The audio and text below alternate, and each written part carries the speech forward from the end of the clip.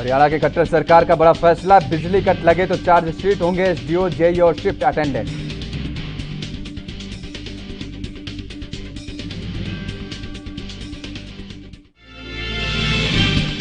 पंजाब के बाद अब हरियाणा कांग्रेस में घमासान, कुमारी शैलजा ने भी हुड्डा के खिलाफ खोला मोर्चा, राहुल गांधी से की मुलाकात।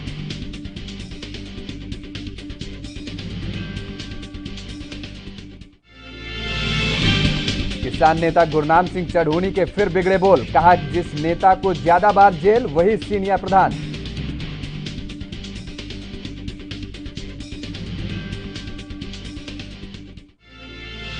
और हिसार में 24 घंटे के भीतर सुलझी डबवाली में लूट की गुत्थी, सीआईए ने गिरोह के सरगना को किया काबू, 12 वारदातों का हुआ खुलासा।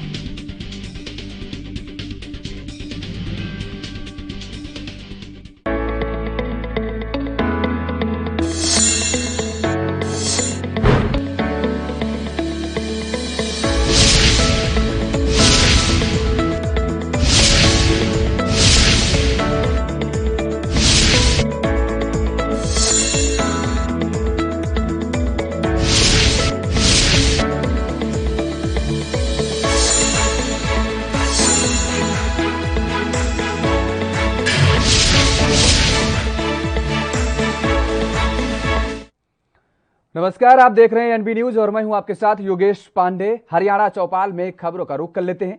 पंजाब के बाद अब हरियाणा कांग्रेस में घमासान मच गया है और हुड्डा समर्थकों के खिलाफ अभियान के बाद हरियाणा कांग्रेस के अध्यक्ष कुमारी शैलजा भी आक्रामक हो गई हैं। शैलजा ने भी पूर्व सीएम भूपेंद्र सिंह हुड्डा के खिलाफ मोर्चा खोल दिया है। उन्होंने हुड्डा को प्रदेश संगठन के संगठन में बाधा बताया है। शैलजा आज सुबह कांग्रेस के पूर्व राष्ट्रीय अध्यक्ष राहुल गांधी से मिली। बताया जाता है कि शैलजा ने राहुल गांधी को हरियाणा कांग्रेस के पूरे घटनाक्रम के बारे में जानकारी दी है। वहीं सूत्रों की माने तो उन्होंने पूर्व मुख्यमंत्री भूपेंद्र सिंह हुड्डा की गतिविधियों के बारे में राहुल गांधी को विस्तृत जानकारी दी और शैलजा की नई दिल्ली में 12 तुगलक लेन स्थित राहुल गांधी के आवास पर सुबह 8 बजे मुलाकात होने की खबर है। इसके साथ ही हरियाणा कांग्रेस में नेताओं के बीच घमासान अभी थमता हुआ नहीं दिख रहा है।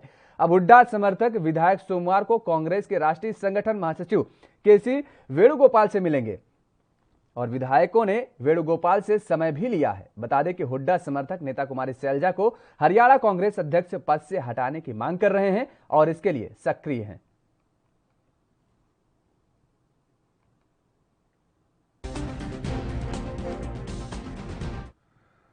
तो उधर हरियाणा के पलवल में केंद्रीय सामाजिक न्याय एवं अधिकारिता राज्य मंत्री कृष्णपाल गुर्जर ने कहा है कि हथीन क्षेत्र में सेम की समस्या को दूर करने के लिए सिंचाई और जल संसाधन विभाग हरियाणा की तरफ से गुरुग्राम कैनाल पर 13 ट्यूबवेल पायलट प्रोजेक्ट के तहत लगाए गए हैं।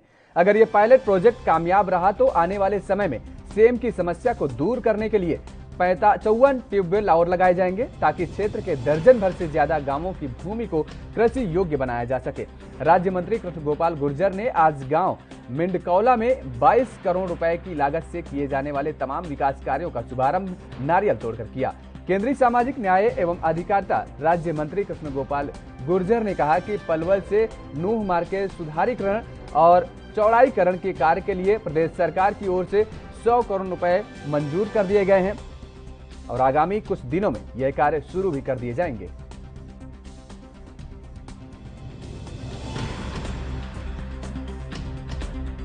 हमारे हरियाणा के यशस्वी मुख्यमंत्री मनोहर लाल जी ने हथीन क्षेत्र के लिए विकास की इतनी सौगात दी है जिसका हम हृदय से क्षेत्र के लोगों की तरफ से जितना भी धन्यवाद करें वो कम है, क्योंकि आदरणीय मोदी जी और मनोहर जी की सरकार का मूल मंत्र ही विकास विकास और विकास।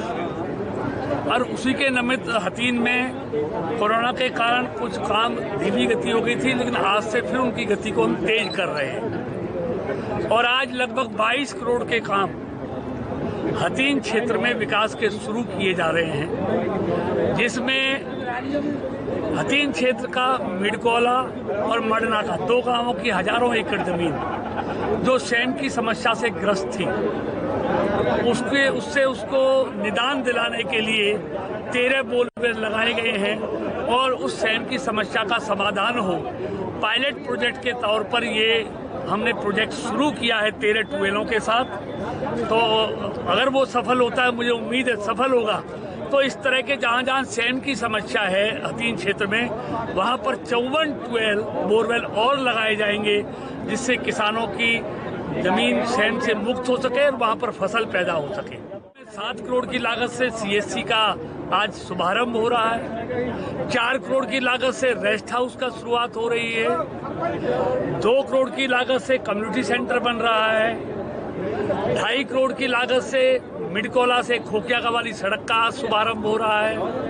2.5 करोड़ की लागत से फौंडल से सेवली के लिए आज उस सड़क का हम यहीं से शुभारंभ कर रहे हैं। एक तीसरी सड़क और 2 करोड़ की हथीन से मलाई, उसका भी 2 करोड़ 3 लाख की लागत से उसकी भी शुरुआत कर रहे हैं। तो ये तमाम काम, इस तरह के लगभग 22 करोड़ के काम यहाँ पर आज हमने शुरू किए हैं और आने वाले समय में पलवल से नूह की सड़क को हम वाइडनिंग कर रहे हैं, उनके पुलों को चौड़ा कर रहे हैं। उसके लिए एडमिनिस्ट्रेटिव सैद्धांतिक रूप पर मंजूरी मिल गई है, माननीय मुख्यमंत्री जी ने दे दी है। आने वाले समय में हथीन क्षेत्र की सभी सड़कें, चाहे वो मार्केटिंग बोर्ड की हैं, चाहे वो PWD की हैं, उन सबको दुरुस्त किया जाएगा। लगभग कब तक पूरे हो जाएंगे विकास कार्य? देखिए, सबका समय सीमा है टेंडर में, कोई 4 महीने, कोई 6 महीने है, कोई 5 महीने। अगले 6 महीने में सारे काम लगभग, जो बिल्डिंग के काम है 1.5 साल में, 18 महीने में होंगे बिल्डिंग के काम। लेकिन सड़कों, हरियाणा में हरियाणा सरकार द्वारा कराए जा रहे विकास कार्यों को लेकर हरियाणा के गृह मंत्री अनिल विज लगातार औचक निरीक्षण करते रहते हैं और अधिकारियों से फीडबैक भी लेते रहते हैं। इसी कड़ी में हरियाणा के गृह मंत्री अनिल विज ने 115 करोड़ की लागत से बन रहे अंतर्राष्ट्रीय स्तर के वार हीरोज स्टेडियम के कार्य का शनिवार को निरीक्षण किया और अधिकारियों के सामने नाराजगी भी जताई। ये नाराजगी उन्होंने स्टेडियम में चल रहे निर्माण कार्य के अधर में लटके होने के कारण जताई है। वे बोले कि मेरी आंखों में मीटर लगा हुआ है जो अपने आप सब नाप लेता है। उन्होंने डीसी को निर्देश दिए कि पूरे प्रोजेक्ट के सभी कामों की टाइमलाइन निर्धारित की जाए और जो फिर भी काम पूरा नहीं कर सकता तो उसे मैं सस्पेंड करूंगा। इस अवसर पर उन्होंने कहा कि खेलो इंडिया के प्रतियोगिता होनी है और ऐसा न हो कि खेल नजदीक आ जाए और हम तैयारियां ही करते रहें। इसके साथ ही उन्होंने धूप में पूरे स्टेडियम में घूमकर व्यवस्थाओं का जायजा लिया और इस बीच नाराजगी जताते हुए खेल विभाग के अतिरिक्त मुख्य सचिव को पत्र लिखकर सभी खामियां गिनवाने के साथ काम की तरफ को तेज करवाने के लिए एक टीम का गठन कर काम को तेज करवाने के निर्देश भी दिए। वहीं राहुल गांधी के जुलाई में देश को वैक्सीन न देने को लेकर सरकार पर सवाल उठाने पर अनिल विज ने कहा कि राहुल गांधी बौखला गए हैं। वे लोगों को मोटिवेट करने की बजाय नकारात्मक बयानबाजी करते हैं। पूरे हिंदुस्तान में वैक्सीन का काम लक्ष्य के हिसाब से तेजी से चल रहा है। देखिए, ये अम्बाला छावनी का बहुत बड़ा सौभाग्य है कि अंतर्राष्ट्रीय स्तर का फुटबॉल स्टेडियम और ऑल वेदर स्विमिंग पूल यहाँ बनकर तैयार हो रहा है। आज मैंने और डीसी साहब ने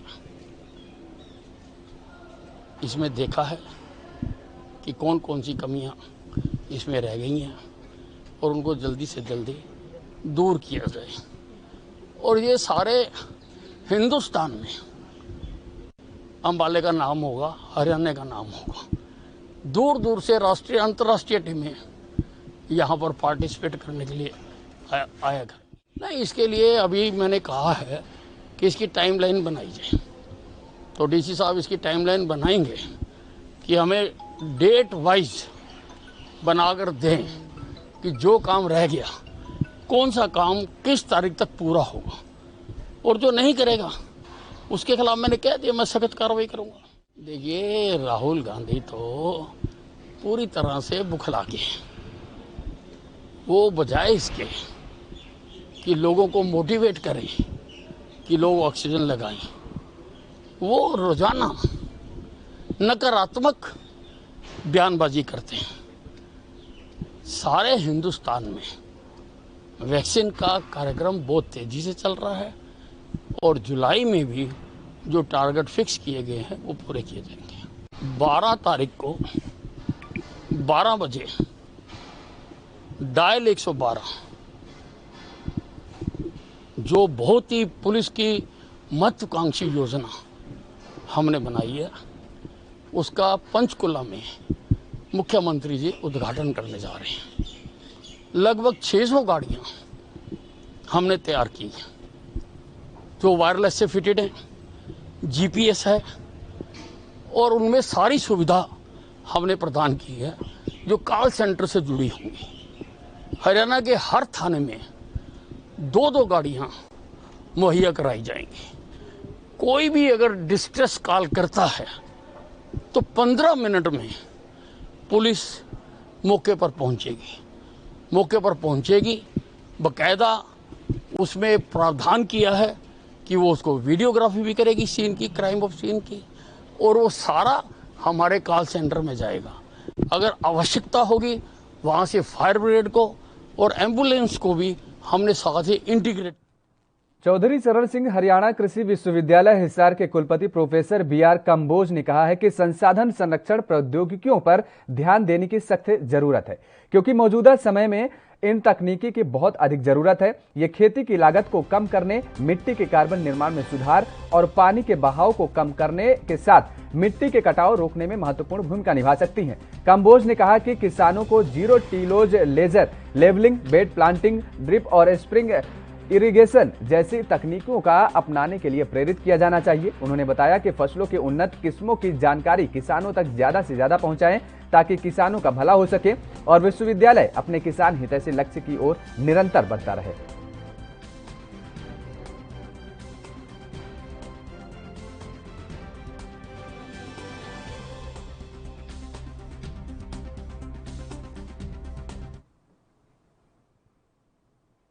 हरियाणा के नूंह में फिरोजपुर झिरका की पंचायत समिति के खाते में करीब 1 करोड़ रुपए की राशि निकालने का मामला सामने आया है। आरोप है कि यह राशि बिना खंड विकास पंचायत अधिकारी की जानकारी के निकाली गई है।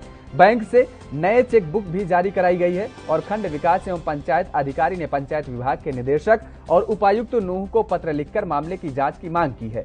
वहीं उपायुक्त ने मामला संज्ञान में आते आते ही 2 जुलाई को नगीना और फिरोजपुर झिरका के बैंक में खुले खातों को फ्रीज करने के आदेश दिए हैं।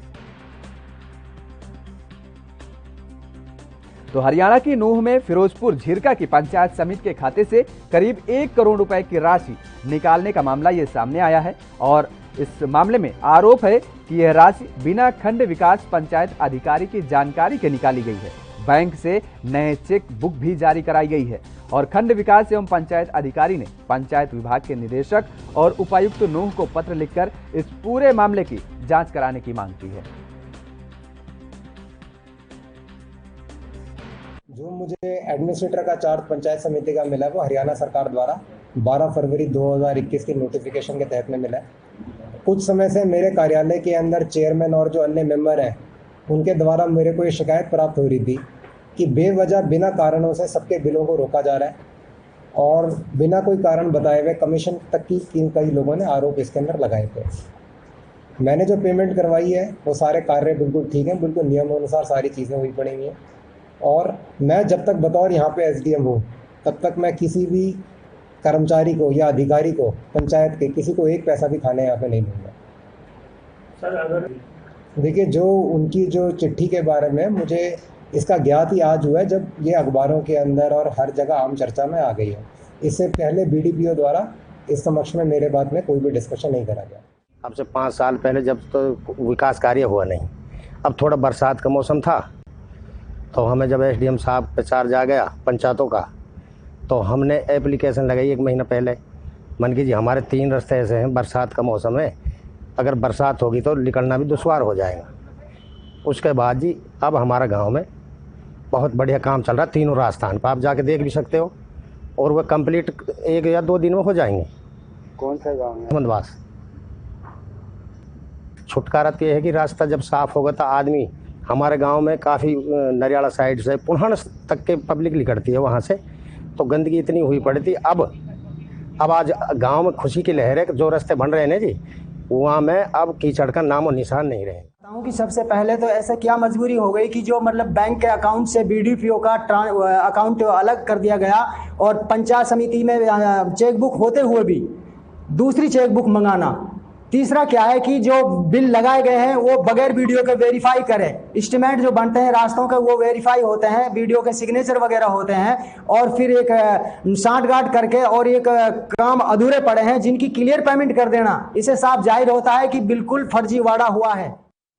किसान संगठनों के समर्थन देने के लिए मोहाली से पानीपत टोल नाके पर पहुंचे लोगों का स्वागत करने के लिए भारतीय किसान यूनियन के प्रधान गुरनाम सिंह चढ़ूनी भी पहुंचे। चढ़ूनी ने एक बार फिर ऐसा बयान दिया जो असामाजिक तत्वों को और उकसा सकता है। यहां पर जब चढ़ूनी से पूछा गया कि आपके जिला प्रधान सुधीर जाखड़ पर 2 केस दर्ज हैं और इस पर क्या कहेंगे, तब उन्होंने कहा कि सरकार से इनाम थोड़ा मिलेगा। हमारा पैमाना है कि जिस कार्यकर्ता पर जितने ज्यादा केस, जितनी ज्यादा बार वो जेल गया, वही सीनियर प्रधान है। आंदोलन को लेकर क्या जोश कम हो रहा है, इस पर चढ़ूनी ने कहा कि अब तो शहरी क्षेत्रों में लोग भी बोलने लगे हैं। मोहाली से सैकड़ों लोग आंदोलन को समर्थन देने पहुंचे। देश भर से समर्थन मिल रहा है। बता दें कि गौरतलब है कि इससे पहले चढ़ूनी ने प्रदेश के मुख्यमंत्री मनोहर लाल को पाकिस्तानी कहा था। आंदोलन से जुड़े नेता जब अपराध में फंस जाते हैं तो चढ़ूनी उनसे किनारा कर लेते हैं।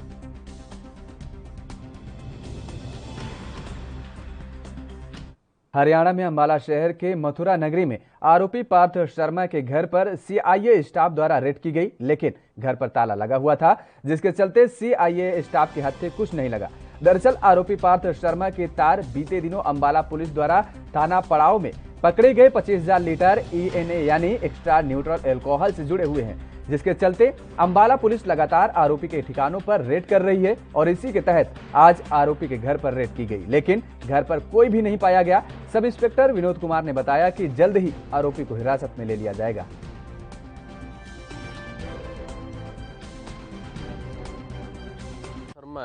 जो हमने FIR दर्ज है 169 थाना पड़ा होगी, जिसमें हमने 25,000 लीटर ENA पकड़ा, एक्स्ट्रा न्यूट्रल अल्कोहल।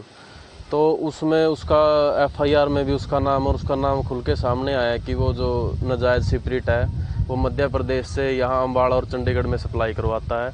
उसकी गिरफ्तारी बकाया है। उसको भी पकड़ने के लिए लगातार उसके घर पे रेडें की जा रही हैं व अन्य ठिकानों पर जहाँ हमें पता चलता है कि वहाँ रह सकता है वहाँ रेडी की जा रही है। अभी तक उसके घर पे ताला लगा हुआ मिला है, कोई हाजिर नहीं मिला है।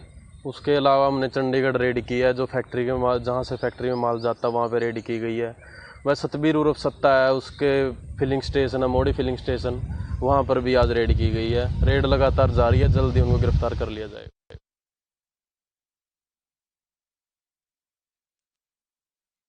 के खेल और युवा मामले के राज्य मंत्री सरदार संदीप सिंह ने कहा कि सरकार की तरफ से अवार्ड विजेता खिलाड़ियों के लिए की गई घोषणाओं का लाभ उन्हें अब मिलने शुरू हो गया है। घोषणा के तहत खिलाड़ियों के खातों में बढ़ाई गई राशि खिलाड़ियों तक पहुंचाई गई।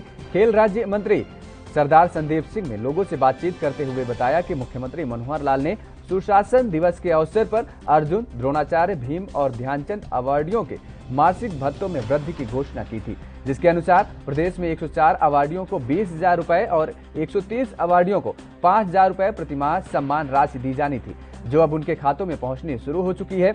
मुख्यमंत्री मनोहर लाल का आभार व्यक्त करते हुए खेल राज्य मंत्री ने बताया कि अर्जुन, द्रोणाचार्य और ध्यानचंद अवार्डी विजेताओं को अब 5,000 रुपए की बजाय प्रतिमाह 20,000 रुपए की सम्मान राशि दी जाएगी और वहीं केंद्र सरकार की ओर से दिए जाने वाले तेनजिंग नोर्गे साहसिक पुरस्कार के विजेताओं को भी 20,000 रुपए के साहस सम्मान दिया जाएगा। और यही नहीं, भीम अवार्डी विजेताओं का भी मुख्यमंत्री ने मान बढ़ाया है। उन्हें केवल पुरस्कार के समय 5 लाख रुपए की राशि दी जाती थी, अब उन्हें प्रतिमाह 5,000 रुपए की भीम भत्ता भी दिया जा रहा है।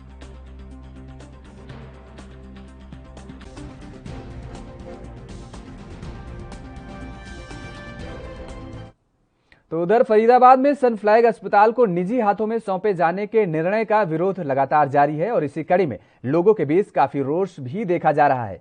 जहां लोगों ने अस्पताल के बाहर हाथ में तख्ती लेकर प्रदर्शन किया, उन्होंने प्रदेश सरकार को चिताते हुए कहा है कि फरीदाबाद के सेक्टर 16 स्थित सनफ्लैग हॉस्पिटल का सरकार किसी भी कीमत पर निजी हाथों में न सौंपे, अन्यथा आंदोलन इसी तरह जारी रहेगा। और उन्होंने कहा कि पहले ही फरीदाबाद की आबादी को देखते हुए सरकारी अस्पतालों पर मरीजों का काफी बोझ है, जिसके गरीब लोगों को मजबूरी में प्राइवेट अस्पतालों में जाना पड़ता है। वहीं प्राइवेट अस्पताल की मनमानी के किस्से मीडिया के माध्यम से सामने आते रहते हैं। सनफ्लैग हॉस्पिटल अब पूरी तरह से हरियाणा सरकार की संपत्ति है। बेहतर होगा सरकार इसे निजी हाथों में सौंपने की बजाय सरकारी अस्पताल में इसे तब्दील करे। क्योंकि ये 4 एकड़ जमीन पर बना हुआ है और बड़े सरकारी अस्पताल के लिए जो भवन की आवश्यकता है उससे आवश्यकता को यह पूरा कर सकता है। पता लगा है कि इस लिए टेंडर फ्लोट हो गए हैं और प्राइवेट हाथों में जा सकता है, तो हम लोगों को थोड़ा कंसर्न हुआ कि क्यों ना हम अपनी बात जो है वो ऊपर तक पहुंचाएं और कोशिश ये करें कि सरकार को इस बात पे राजी किया जाए कि इसे प्राइवेट हाथों में ना दिया जाए, क्योंकि ग्रेटर फरीदाबाद जो कि एक नया फरीदाबाद बसने जा रहा है उसके लिए लोकेशन के हिसाब से ये सबसे सही जगह है जहाँ पर एक सरकारी अस्पताल बन सकता है।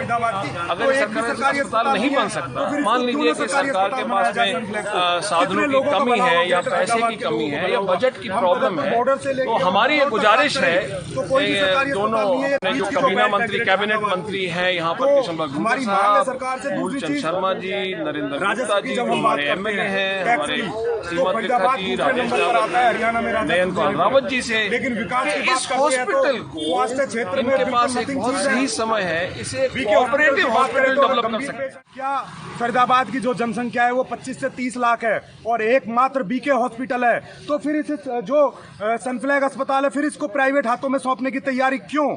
आम जनता का खून क्यों चूसा जा रहा है? आम जनता को यह हॉस्पिटल क्यों समर्पित नहीं किया जा रहा?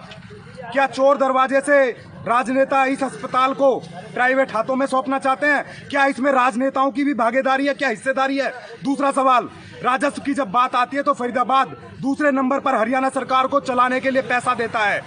वो हमारे टैक्स का पैसा होता है, फरीदाबाद की जनता का पैसा होता है। फिर स्वास्थ्य सुविधाओं की बात आती है तो हमको क्यों अनदेखा किया जाता है? एकमात्र हॉस्पिटल 30 लाख की आबादी पर, तो हम ऐसा नहीं होने देंगे। तीसरी बात, सरकार बड़े बड़े वादे करती है कि भाई हमने ये विकास के नाम पर कर दिया, तो मैं भाजपा सरकार से ये पूछना चाहता हूँ 7 साल में आपने कौन सा एक सरकारी अस्पताल बनाया है वो मुझे गिनवाएं। कौन सी आपने बिल्डिंग बनाई है? ये 100 करोड़ की जो संपत्ति है फरीदाबाद की जनता की संपत्ति है, उनके कर से अर्जित हुई संपत्ति। हरियाणा के फतेहाबाद में शनिवार को अनाज मंडी स्थित एसबीआई बैंक के मुख्य शाखा के पास बने हुए ग्राहक सेवा केंद्र में दिन दहाड़े 2 युवकों ने पिस्तौल के बल पर लूट की वारदात को अंजाम देकर बाइक लेकर फरार हो गए। बाइक सवार युवक ग्राहक सेवा केंद्र से करीब 4.5 लाख रुपए लूट कर फरार हो गए। घटना की सूचना मिलते ही पुलिस मौके पर पहुंची। पुलिस ने जगह जगह नाकाबंदी कर आरोपियों की तलाश शुरू कर दी है। दिन दहाड़े हुई इस वारदात के बाद सुरक्षा पर भी अब सवाल खड़े हो रहे हैं।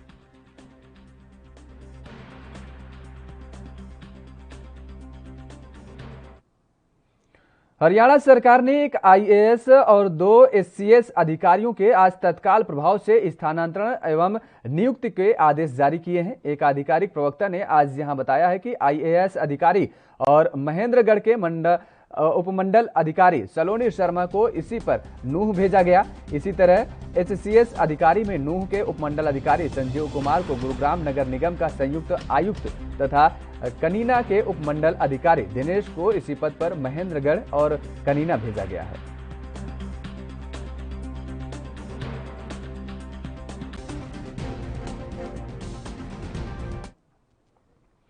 हरियाणा में अघोषित बिजली कट के मद्देनजर राज्य सरकार ने बड़ा फैसला किया है। अब बिजली कट के लिए अधिकारी और कर्मचारी जिम्मेदार होंगे। ऐसी हालत में संबंधित क्षेत्र के एसडीओ, जूनियर इंजीनियर और शिफ्ट इंचार्ज के खिलाफ कार्रवाई की जाएगी।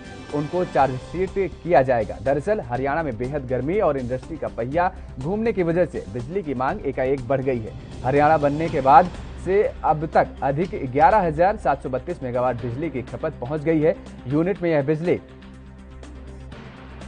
25 करोड़ यूनिट बनती है। राज्य सरकार के पास बिजली की उपलब्धता 12,000 मेगावाट की है और इसके बावजूद यदि बिजली की खपत बढ़ी तो सरकार अपने मित्र राज्यों से अतिरिक्त बिजली की खरीद करेगी। और इसके साथ ही प्रदेश सरकार ने अधिकारियों को बिजली के कट न लगने के निर्देश जारी किए हैं। सरकार ने कहा है कि यदि बिजली के लिए आंदोलन या प्रदर्शन होते हैं तो इसकी जिम्मेदारी संबंधित एसडीओ, जेई और शिफ्ट अटेंडेंट की होगी। उन्हें चार्जशीट किया जाएगा।